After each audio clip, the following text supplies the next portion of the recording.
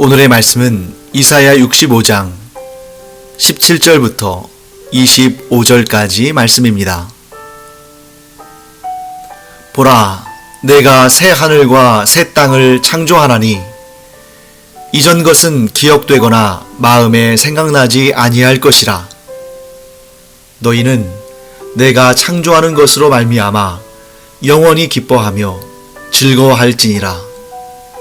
보라, 내가 예루살렘을 즐거운 성으로 창조하며 그 백성을 기쁨으로 삼고, 내가 예루살렘을 즐거워하며 나의 백성을 기뻐하리니 우는 소리와 부르짖는 소리가 그 가운데에서 다시는 들리지 아니할 것이며, 거기는 낳을 수가 많지 못하여 죽은 어린이와 수완이 차지 못한 노인이 다시는 없을 것이라. 곧 백세에 죽는 자를 젊은이라 하겠고, 백세가 못되어 죽는 자는 저주받은 자이리라. 그들이 가옥을 건축하고 그 안에 살겠고, 포도나무를 심고 열매를 먹을 것이며, 그들이 건축한 데에 타인이 살지 아니할 것이며, 그들이 심은 것을 타인이 먹지 아니하리니, 이는 내 백성의 수완이 나무의 수완과 같겠고, 내가 택한 자가 그 손으로 일한 것을 길이 누릴 것이며, 그들의 수고가 헛되지 않겠고, 그들이 생산한 것이 재난을 당하지 아니하리니, 그들은 여호와의 복된 자의 자손이요 그들의 후손도 그들과 같을 것임이라. 그들이 부르기 전에 내가 응답하겠고, 그들이 말을 마치기 전에 내가 들을 것이며, 이리와 어린 양이 함께 먹을 것이며, 사자가 소처럼 짚을 먹을 것이며, 뱀은 흙을 양식으로 삼을 것이니, 나의 성산에서는 해함도 없겠고 상함도 없으리라. 여호와께서 말씀하시니라. 네, 오늘 우리 이사야서 65장에는 우리에게 참 친숙하면서도 언제 들어도 마음이 좋고 즐겁고 기대가 되고 소망이 되는 그런 표현이 등장하죠. 바로 새 하늘과 새 땅입니다. 이 새 하늘과 새 땅이야말로 우리가 그 모습을 좀 미리 보고 싶은, 정말 그날에 어떠한 놀라운 역사가 얼마나 크고 화려하고 영광스럽고 즐거운 일이 이루어지게 될지를, 그 기쁜 광경을, 그 놀라운 광경을 미리 봤으면 좋겠다 하는 그러한 생각을 저뿐만 아니라 여러분들도 갖고 계시리라고 생각이 됩니다. 그래서 나도 이사야처럼, 나도 신약의 사도 요한처럼 하나님께서 새 하늘과 새 땅에 대해서 보여주신다면, 지금의 이 어렵고 힘들고 고되고 걱정과 근심이 많은 이 세상을 살면서도 새 힘을 얻어서 감격스럽게 즐거움과 기쁨으로 가득 차서 살 수 있을 텐데 하는 그런 생각을 갖는 분들도 계실 텐데요. 우리가 꼭 눈으로 보아서만 아는 것도 아니고, 보지 못한다고 해서, 보지 않았다고 해서 모르는 것도 아닌, 우리에게는 영적인 눈이 있지 않습니까? 그래서 하나님께서 주신 이 영적인 눈으로 이 이사야서 65장의 새 하늘과 새 땅, 그리고 요한계시록 21장의 새 하늘과 새 땅을 우리가 듣고 읽고 공부하고 묵상하면서 그날의 영광을, 그날의 기쁨을 미리 맛보며 어려움과 고통과 걱정과 근심이 있는 이 세상 가운데서도 그날의 영광과 소망을 가짐으로 인해서 우리가 새 힘을 내는 그런 하나님의 자녀들 되기를 간절히 축원합니다. 자, 그렇다면 이사야 선지자가 이 이사야서 65장에서 예언하고 있는 이 새 하늘과 새 땅은 무엇을 의미하는 것일까 하는 것을 우리가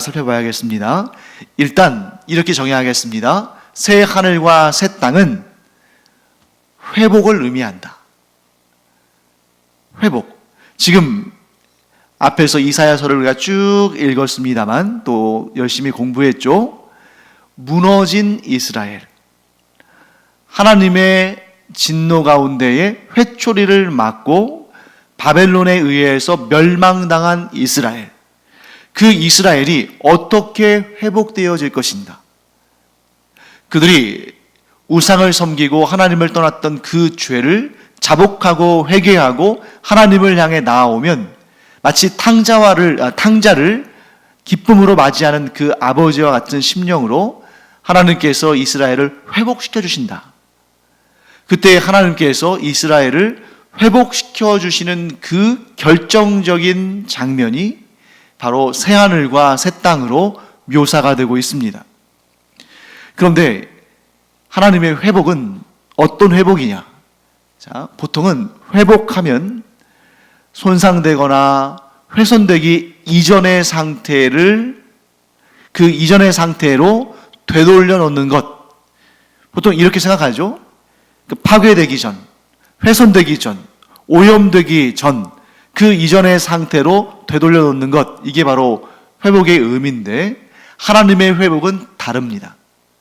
왜 다르냐면 하나님은 그 회복을 이루실 때 그 앞에 어떤 단어를 붙이셨냐면 새, 영어로 하면 new겠죠. 새 하늘과 새 땅으로 회복하신다. 그러니까 훼손되고 파괴되고 오염되기 이전의 상태로 되돌려 놓으시는 정도의 회복이 아니라 하나님의 회복은 완전히 새로운 것으로, 완전히 더 좋은 것으로, 아니 가장 좋은 것으로 회복시키신다 하는 것입니다. 즉 하나님의 회복은 원상복구 정도의 수준이 아니라 정말 이전의 고통과 이전의 슬픔은 기억나지도 않을 정도로, 또 이전의 영광과 이전의 찬란함과는 비교할 수 없을 정도로 더 좋고 가장 좋고 완전히 새 것 같은 그러한 상태로 회복시키신다 하는 것입니다. 그렇기 때문에 죄를 회개하고 하나님과의 관계를 회복하는 것은 이전의 상태보다 더 좋아지는 것을 내포하고 있습니다. 이런 상태를 우리가 어디에서 짐작해 볼 수가 있냐면 우리 어제도 살펴봤습니다만 탕자의 비유를 생각하면 됩니다. 자, 이 탕자와 그 아버지의 관계는 3단계로 이루어져 있죠. 첫째 단계는 탕자가 집을 떠나기 전의 상태. 둘째 단계는 탕자가 집을 떠나서 허랑방탕하게 살고 그 미리 받은 유산을 다 써버리고 정말 거지만도 못한 그런 삶을 사는 비참한 상태. 그 다음에 마지막 제 3단계는 회개하고 다시 아버지께로 돌아와서 아버지의 큰 기쁨이 되고 잔치를 벌이는 그러한 상태. 자, 그러면 어떤 단계가 가장 좋습니까? 자, 당연히 아버지의 유산을 미리 받아서 먼 타지에 가서 허랑방탕해서 다 탕진하고 돼지나 먹는 쥐염 열매를 그것도 제대로 먹지 못해서 굶는 것이 일상다반사인 그러한 상태가 최악이죠.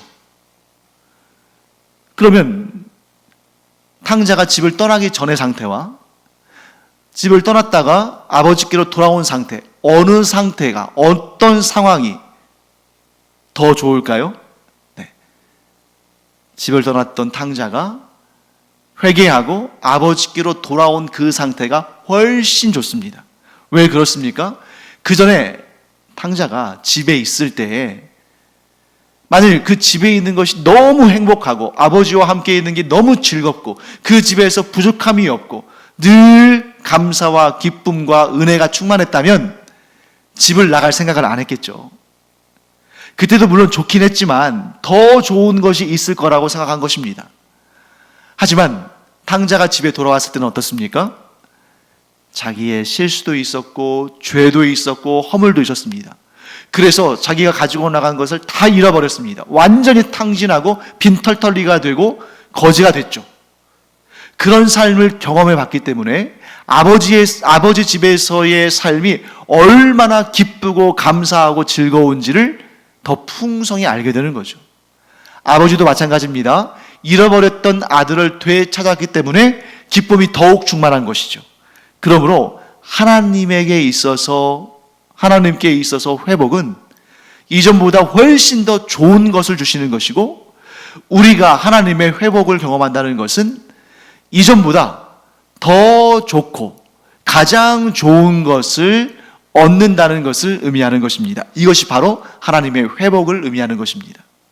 그렇기 때문에 사랑하는 성도 여러분, 우리가 이 세상에서 이런저런 일로 인해서 상처를 받기도 하고 고통을 당하기도 하고, 또한 우리가 우리의 죄로, 우리의 허물로 인해서 하나님과의 관계가 멀어지기도 하고, 신앙생활이 좀 이렇게 예전만큼 그렇게 열정적으로 하지 못하고, 또 낙심하기도 하고 실족하기도 하고, 영적으로나 육적으로나 그렇게 많은 여러 가지 고비와 또 어려움들을 경험하기도 하지만, 그때 우리가 하나님께로 나아가서 간절히 간구하고 오직 겸손하게 하나님의 도우심만 구하고, 그래서 하나님께서 우리를 긍휼히 여기시고 우리에게 응답하심으로 우리가 하나님이 주시는 회복을 경험한다면, 그 이전보다 훨씬 더 우리는 더 좋은 삶, 가장 좋은 삶을 살게 되는 것입니다. 그런 우리 인생 가운데 이런 고난의 때를, 그것이 우리의 죄로 말미암은 것이든 혹은 하나님께서 우리를 연단시켜 가시는 그런 과정에 있어서든, 우리의 삶 가운데에서 고난과 어려움과 때로는 정말 그 이유도 알지 못하는 그러한 고통 가운데 시달렸다가 우리가 하나님께 간절히 간구해서 하나님의 회복을 경험하게 됐을 때, 그 회복의 상태는 그 이전에 그 고난과 고통을 경험하지 않았던 그런 어려움과 또 환난을 경험하지 않았던 그때의 삶보다 오히려 더 영적으로 하나님과 더 친밀하고, 또 하나님께서 우리에게 공급하시는 더 풍성하고 더 아름답고 복된 그 은혜들을 실감하면서 정말 제대로 느끼면서 그리고 제대로 누리면서 살게 된다 하는 것을 알게 되는 것입니다. 그래서 지금 어떤 이유로든 간에 고난의 시간을 지나는 분이 계시다면, 이 하나님의 회복, 이 고난의 시간이 지난 다음에 하나님께서 주실 이 새 하늘과 새 땅의 회복을 기대하시기를 축원합니다. 때가 참에 하나님께서 여러분의 고난의 때를 마치게 하시고 새 하늘과 새 땅의 회복을 주실 때에는, 이전에는 내가 느끼지 못했던, 이전에는 내가 경험하지 못했던 가장 좋은, 또 하나님과 가장 친밀하고 또 내 삶에서 누리는 이것들이 이렇게 좋은 것이었나, 그러한 감격과 감사와 기쁨이 가득 찬 가장 좋은 삶을 하나님께서 살도록 회복시켜 주신다 하는 이 말씀을 붙들고 소망을 갖는, 새하늘과 새 땅에 대한 새 소망을 갖는 우리의 새로운 인생이 되기를 간절히 축원합니다. 자, 그런데 이 예언서의 특성상, 우리가 지금 이사야서 공부하면서 자주 다뤘잖아요. 예언서의 특성상 이 예언의 선포의 말씀을 듣던 이스라엘 사람들에게 성취된 그들의 이 역사 가운데 성취된 사건을 우리가 찾아볼 수가 있습니다. 물론 극단적인 유대교인들, 사실 극단적이라기보다는 모든 유대교인들이 지금도 메시아는 오지 않았다, 분명히 메시아가 오게 되면 이러한 새하늘과 새 땅이 이루어질 것이고, 그 결과로 말미암아 이스라엘이 큰 복을 받게 되고 메시아와 함께 이 세상을 다스릴 텐데, 아직은 우리가 봐도 그러한 역사는 일어나지 않았기 때문에 이 땅에 이스라엘을 위한 메시아는 아직 오지 않은 것이다, 이렇게 보고 있고, 지금 이 이사야서 65장에 기록된 새하늘과 새 땅이 언젠가는 이루어질 것이라고 고대하고 있겠죠. 하지만 우리 곧 기록된 계시의 말씀을 구약뿐만 아니라 신약까지 곧 완전한, 완결된, 완성된 하나님의 계시를 가지고 있는 우리는 알게 된다는 것입니다. 자, 좁게 이스라엘이라는 나라의 그 민족의 역사를 따지고 본다면 이 새하늘과 새 땅에 대한 예언은 어떤 사건을 통해서 성취가 되냐면 우리가 지금 계속 반복해서 살펴봤죠. 바사, 곧 페르시아의 고레스 왕에 의해서 하나님께서 고레스 왕을 사용하셔서 이스라엘 민족을 포로에서부터 해방하셔서 귀환시키신 일. 그래서 본국 이스라엘로 돌아가서 예루살렘 성전을 재건하고 또한 그곳에 예루살렘 성과 이런 많은 밭과 여러 가지 집과 이런 것들을 다시 재건하고 그곳에서 살게 된 것. 이것을 통해서 이 새하늘과 새 땅이 그들의 역사 가운데 성취가 된 것이죠. 그런데 본문의 말씀을 잘 읽어보시면 그 이스라엘의 역사 가운데 성취된 그런 일로 보기에는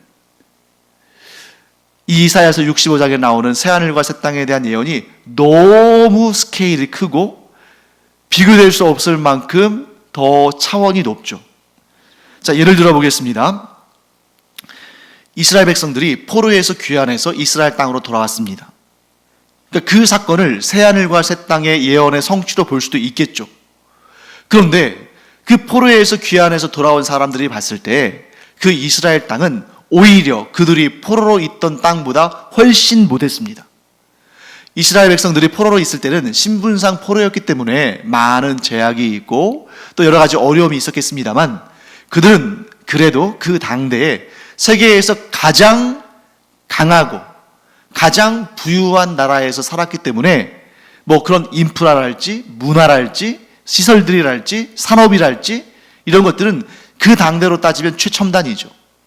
그런데 반면에 그들이 포로에서 귀환해서 돌아온 이스라엘 땅은 완전히 다 회파되고 무너지고 그야말로 주변 이방인들이 볼 때는 저주받은 땅이었습니다.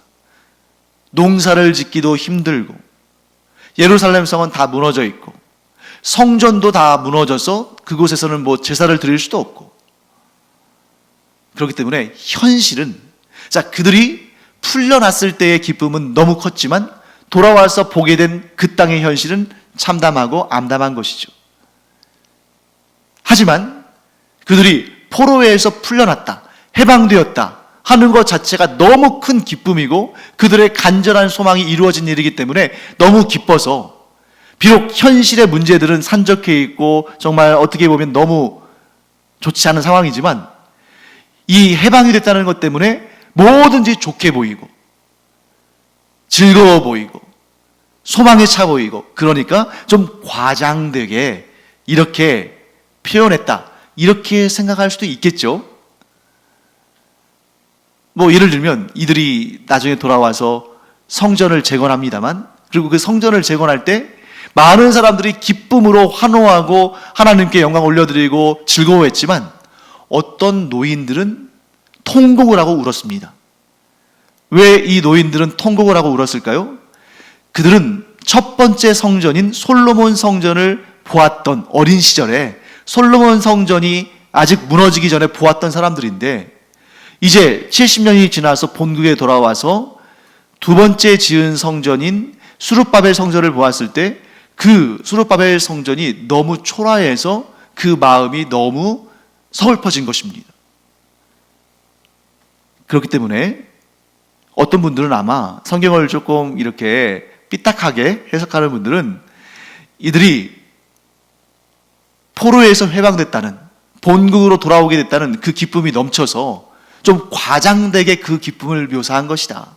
그 새하늘과 새 땅에 즉 새롭게 시작되는 이스라엘의 역사가 너무 감사하고 고맙고 좋아서 그 새로운 역사의 시작에 대해서 새하늘과 새 땅으로 묘사하면서 좀 과장하게 묘사했다. 마치 뭐와 비슷하냐면 오늘이 광복절 아닙니까? 그래서 1945년에 우리의 조상들이 우리의 또 믿음의 선배들이 그 오랜 기간에 만 35년에 일본 제국주의의 지배 아래에 있다가 해방되게 되었을 때 광복을 누렸을 때 너무 기쁘고 즐거워서 사실 그 해방은 됐습니다만 그 일제의 모진 수탈로 말미암아 정말 사회의 모든 것들이 무너져 있는, 그래서 스스로 자립할 수 없는, 그래서 미군정이 또 소련이 남과 북을 나누어서 이렇게 신탁통치하는 그런 상태에 있었지만 너무 기쁘고 즐거워서, 해방이라는 사실이 너무 감격스러워서 막 이런 식으로 표현하는 거죠. 뭐 하늘도 춤을 추고 땅도 노래하고 온 삼천리 반도가 기쁨으로 인해서 뭐 이렇게 꽃이 피고 새가 우짖고, 그리고 모든 것이 다 살아나는 그런 기쁨을 누렸다, 이런 식으로 좀 시적으로 과장되게 표현할 수도 있는 거잖아요. 그럼 과연 이사야서 65장의 새하늘과 새 땅이 과연 그렇게 포로에서 해방되어 돌아온 이스라엘 백성들이, 현실은 그렇지 못하지만, 그래서 뭐 여기 나오는 현실들을, 묘사들을 보면 뭐 100세가 되지 못해서 죽은 자는 뭐 저주받은 자다, 100세가 돼서 죽은 자는 뭐 그냥 너무 청년에, 너무 젊은 때에 죽었다, 이런 얘기가 나올 정도가 되고, 그들의 삶의 수완이 나무의 수완같이 되고, 또 자기가 열심히 일해서 거둔 것을 다른 사람이 빼앗아가지 않고 자기가 스스로 취할 수 있고, 자기가 지은 집에 다른 사람들이 들어와서 그것을 빼앗는 것이 아니라 자기가 거주할 수 있고, 이런 표현들이 사실은 그렇게까지 다 된 것은 아닌데, 왜냐면 그 땅에도 뭐 이렇게 불의한 일도 있고 또 열심히 수고한 사람의 것을 빼앗는 사람도 있고 이럴 텐데 좀 과장된 거 아니냐. 네.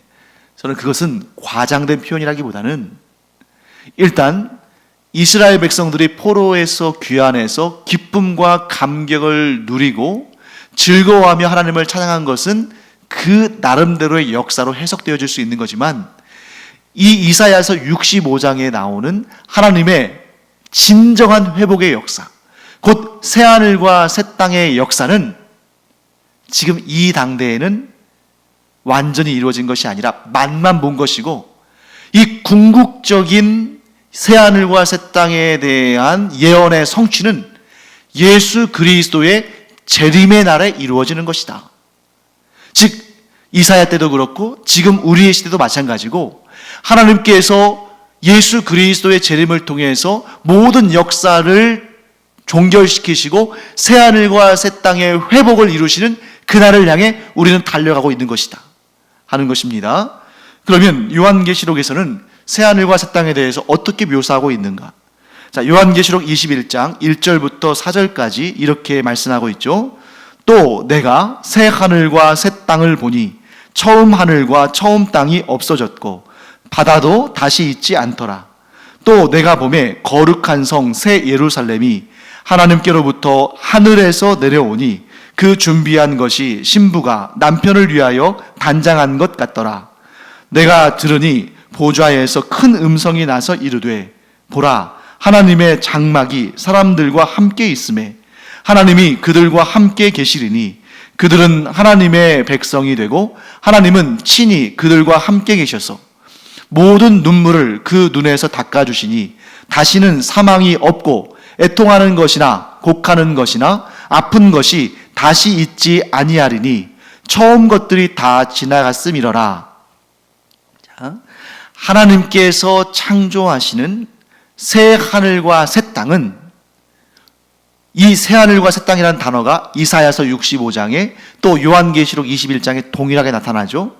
그런데 이 하나님께서 창조하시는 이 새 하늘과 새 땅은 좁게 보면, 이스라엘의 관점에서 보면, 그들의 민족적인 역사에서 보면 이스라엘의 회복, 곧 포로에서 귀환해서 다시 예루살렘 성전을 재건하고 예루살렘 성벽을 재건하고 이스라엘의 독립을 이루는 이런 역사로 볼 수도 있습니다만, 좁은 시야에서 보면 본질적으로는, 그리고 궁극적으로는 예수 그리스도의 재림의 날에 이루어질 완전한 회복, 하나님께서 새하늘과 새 땅을 통해서 이 인류의 모든 죄와 사망과 그런 사탄의 시험에 시달리던 그런 역사를 종결시키시고, 누구든지 예수 그리스도를 구주로 영접하고 하나님의 자녀가 된 자라면 이 새하늘과 새 땅에서 영생의 복락을 누리게 하시는 그 완전한 회복을 의미하는 것이고, 그것은 예수 그리스도의 재림의 날에 이루어질 것이다, 완성될 것이다 하는 것을 우리가 알 수 있게 되는 것입니다. 그런데 이 새하늘과 새 땅을, 이 이사야서에 나오는 새하늘과 새 땅과 요한계시록 21장에 나오는 새하늘과 새 땅을 그대로 매치시키기는, 그대로 같은 것으로 해석하기에는 조금 석연치 않은 부분도 있습니다. 좀 어색한 부분. 오늘 본문에 이사야서 65장의 19절 20절을 제가 한번 읽어보겠습니다. 내가 예루살렘을 즐거워하며 나의 백성을 기뻐하리니 우는 소리와 부르짖는 소리가 그 가운데에서 다시는 들리지 아니할 것이며 거기는 날수가 많지 못하여 죽는 어린이와 수완이 차지 못한 노인이 다시는 없을 것이라. 곧 백세에 죽는 자를 젊은이라 하겠고 백세가 못되어 죽는 자는 저주받은 자이리라. 자, 우리가 알고 있는, 우리가 익숙하게 좀 듣고 있는 요한계시록 21장에 나오는 새하늘과 새 땅은 죄와 사망의 권세가 심판을 받고 더 이상 존재하지 않기 때문에 죽음이라는 것 자체가 없습니다. 그러니까 영원히 사는 것이죠. 그런데 이사야서에 예언된 새하늘과 새 땅은 영생에 대한 내용은 나오지 않고 사람들이 장수하기는 한다. 그들의 수완이 나무의 수완과 같이 오래 살기는 한다.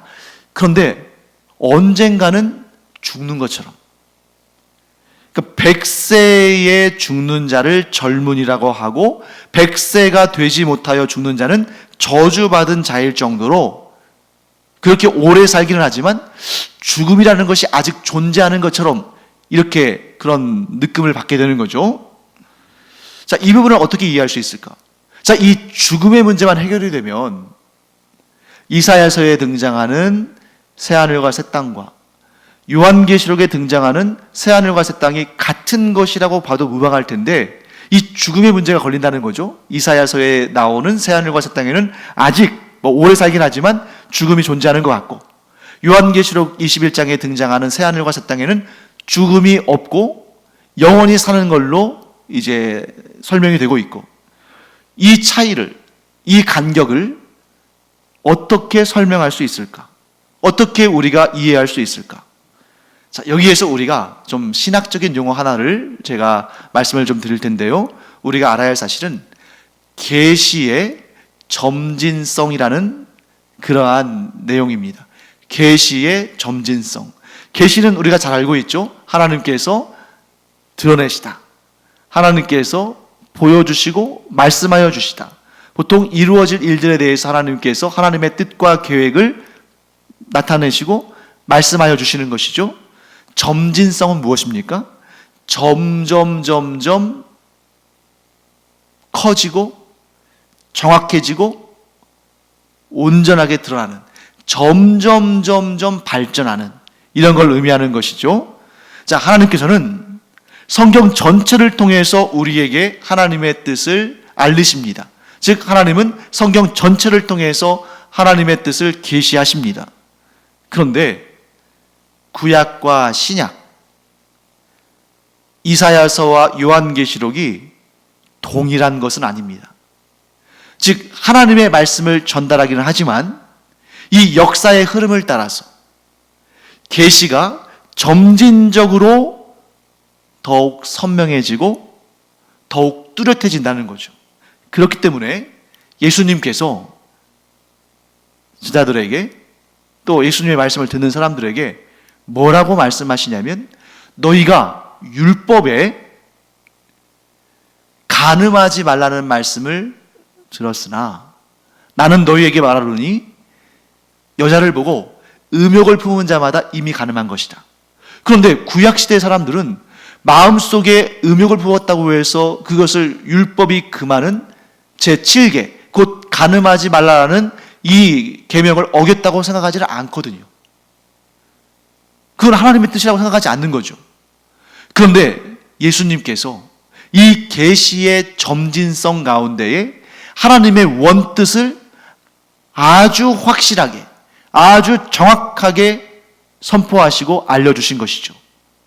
그렇기 때문에 구약시대에서 신약시대로 오면서 곧 메시아가 준비되어 있던 단계에서 메시아가 오신 세대로 오면서 이사야의 예언에서 요한계시록의 예언에 이르면서 점점 더 하나님의 뜻이 더 정확하고 더 확실하고 더 풍성하게 계시되어지고 알려진다는 것입니다.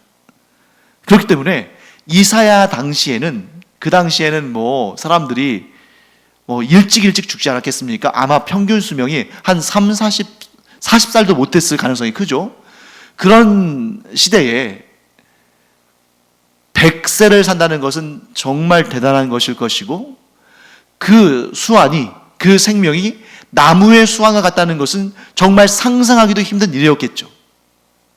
그 정도로 대단하다, 그 정도로 위대하다 하는 것 정도를 이제 느낄 수 있었겠죠.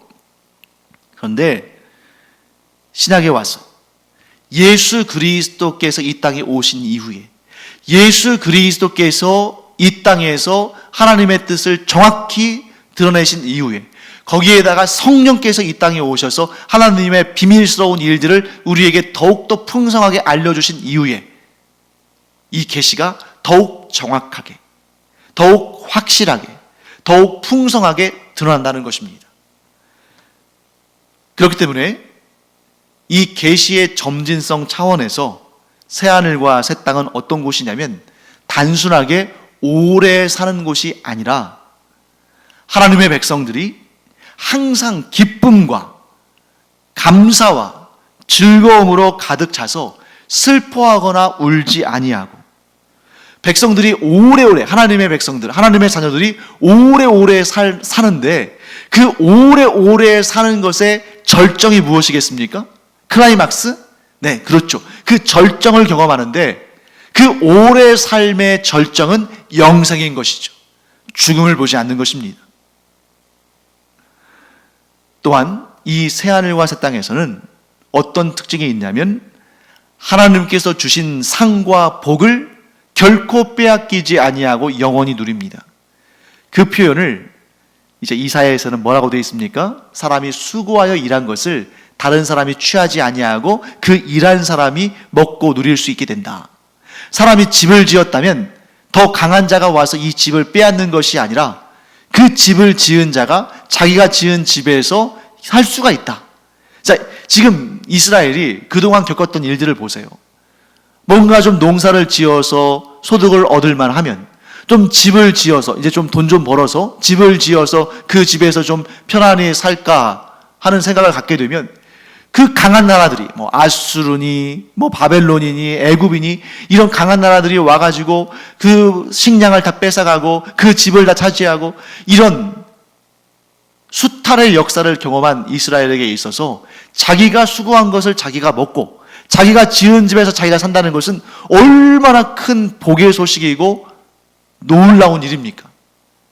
그런데 이 계시의 점진성 차원에서 하나님은 이 신약 시대에 무엇라고 계시해 주십니까? 너희가 새하늘과 새 땅에서, 곧 완성된 하나님의 나라에서, 곧 그 천국에서 내가 너희에게 주는 그 복과 상을 받는데 그것을 영원토록 너희가 누리게 된다 하고 말씀하시는 것입니다. 가장 저에게 감동적으로 와 닿는 말씀은 이 말씀이었어요. 그러니까 이 다른 내용들은 조금 차이가 있고, 다른 내용들은 좀 계시의 점진성 차원에서 이사야서에 나오는 그러한 내용이 조금 요한계시록에 나오는 내용들에 비해서 조금 소박하게 느껴질 수 있습니다만, 그럼에도 불구하고 가장 감동적으로 와 닿는 말씀, 이 새하늘과 새 땅의 본질을 가장 정확하게 우리에게 드러내시는 이 구약의 최고의 예언의 말씀, 오늘 본문의 24절과 25절의 말씀을 제가 읽겠습니다. 그들이 부르기 전에 내가 응답하겠고 그들이 말을 마치기 전에 내가 들을 것이며 이리와 어린 양이 함께 먹을 것이며 사자가 소처럼 짚을 먹을 것이며 뱀은 흙을 양식으로 삼을 것이니 나의 성산에서는 해함도 없겠고 상함도 없으리라. 여호와께서 말씀하시니라. 여기에 아주 정확하게 이 이사야서 65장에 나오는 이 이사야 선지자가 예언하는 이 새하늘과 새 땅이 요한계시록 21장에 등장하는 사도 요한을 통해 하나님께서 계시하신 그 새하늘 새 땅과 정확하게 같은 것임이 드러나는 것이죠. 이 새하늘과 새 땅에서는 하나님께서 그들이, 즉 하나님의 자녀들이 하나님을 부르기도 전에 하나님께서 응답하시고 하나님께 드릴 말씀이 끝나기도 전에 하나님께서 다 들으신다. 기도의 응답이 즉각적으로 이루어지고 하나님과 하나님의 자녀들 사이의 관계가 너무 친밀해서 그 사이를 그 어느 것도 비집고 들어올 수 없는, 그 하나님의 사랑을 빼앗을 수 없는 그런 완전한 하나님과의 동거가 이루어지는 세계를 묘사하고 있습니다. 그리고 하나님의 성산, 그 거룩한 곳에서, 하나님의 완전한 통치가 있는 곳에서 어떤 해함도 어떤 상함도 받지 않고 영원한 평화와 영원한 기쁨을 누린다. 이곳이 곧 우리가 장차 가게 될, 우리가 장차 경험하게 될 하나님께서 창조하신 새하늘과 새 땅인 줄 믿습니다.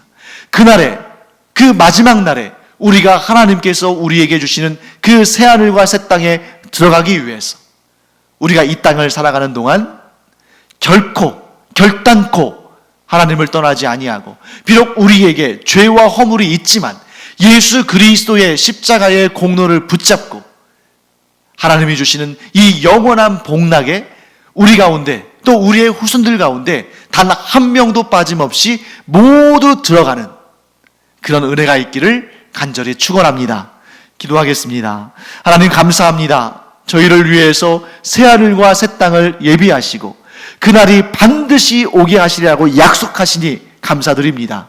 그날에 저희들과 저희들 후손들 가운데, 또 우리 신제주 강염교회와 이 땅의 모든 교회 공동체 가운데, 우리 모든 성도들 가운데 단 한 명도 빠짐없이 그날에, 주님 재림하시는 그날에 모두가 새하늘과 새 땅에 들어가는 은혜를 허락하여 주시옵소서. 감사드리며 예수님의 이름으로 축복하며 기도합니다. 아멘.